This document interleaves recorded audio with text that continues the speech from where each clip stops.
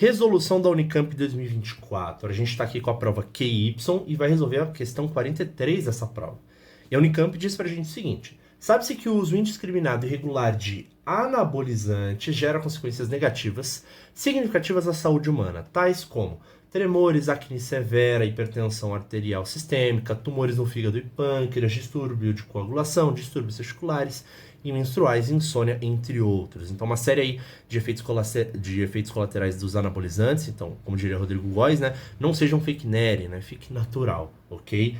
Bom, dito isso, ele pede para você assinalar a alternativa que preenche corretamente as lacunas no texto a seguir. Então, a gente tem algumas lacunas que a gente tem que preencher.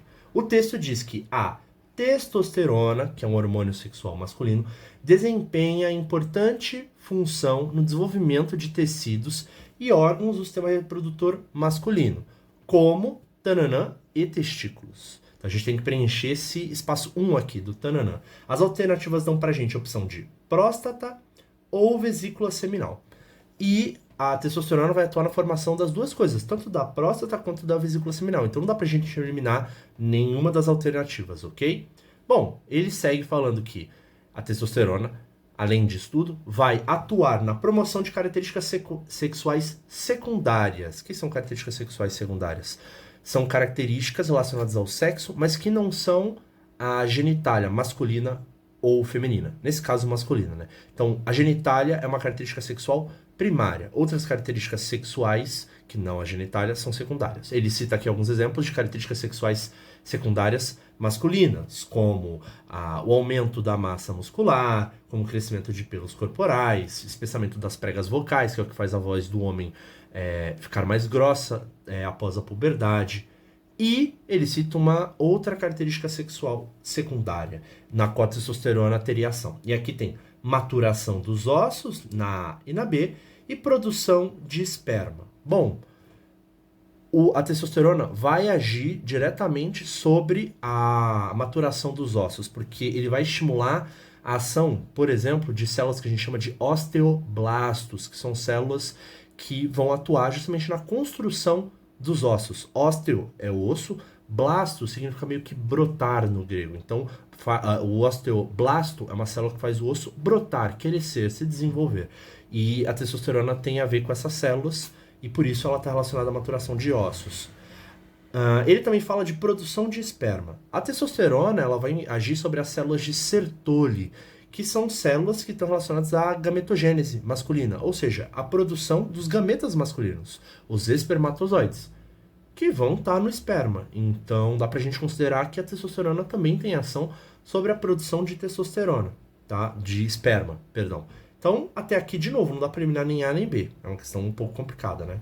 Ele segue ainda falando que esse hormônio anabolizante, ou seja, ele estimula o crescimento de músculos, vamos resumir assim. Esse hormônio anabolizante é sintetizado em várias etapas, a partir... Aí ele dá duas opções aqui, de colesterol e de creatina. Gente, é a partir de colesterol, tá? Não de creatina. Então a gente já pode riscar aqui AB e também AC, ficando entre A e D. Então, veja bem, testosterona, esse, né? Se você for ver aqui, esse este, né? Colesterona, indica que ele é feito de colesterol, ele tem essa mesma raiz, a palavra, né? Esterol, né? São a testosterona, junto com o estradiol, junto com a progesterona, são hormônios esteroides, tá? Que vão ser construídos a partir do colesterol. Então a palavra aí dá uma dica legal, tá? A creatina, por outro lado, é basicamente uma proteína que vai ter algumas funções, ela vai estar muito presente no músculo e ela vai formar a fosfocreatina, que é a creatina ligada ao fosfato, tá? Ela vai ter uma função de formar ATP no músculo, tá? Então você tem lá a creatina ligada ao fosfato.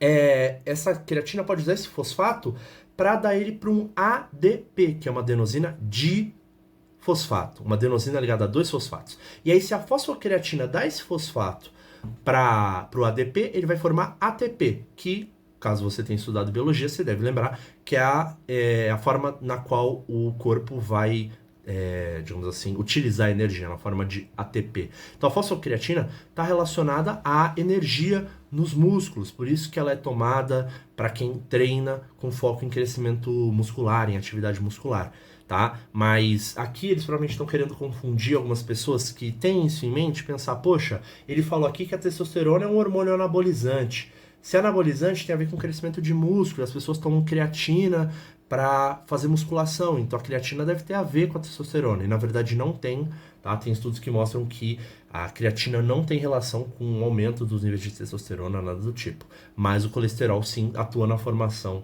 da testosterona, beleza? Além disso, a gente ficou aqui entre, né, a gente já riscou a alternativa B e C, porque elas falam de creatina, ficamos entre A e B, e aí ele fala também que a testosterona é convertido para metabólitos inativos no... E aí ficamos entre fígado e pâncreas. Não é pâncreas, é fígado, nosso gabarito é A, beleza? O fígado vai ter uma série de funções no organismo, uma delas é, digamos assim, a reciclagem de hormônios. Vários hormônios vão ser reciclados, degradados no fígado, enquanto o pâncreas vai ter funções de produzir alguns hormônios, como insulina e glucagon, vai ter a função de produzir o suco pancreático, que participa da digestão, mas não de reciclar hormônios, beleza? Então, nosso gabarito aqui é letra A. Espero que esse vídeo tenha ajudado vocês, não deixem de estudar, curtam o vídeo, se inscrevam no canal e até uma próxima.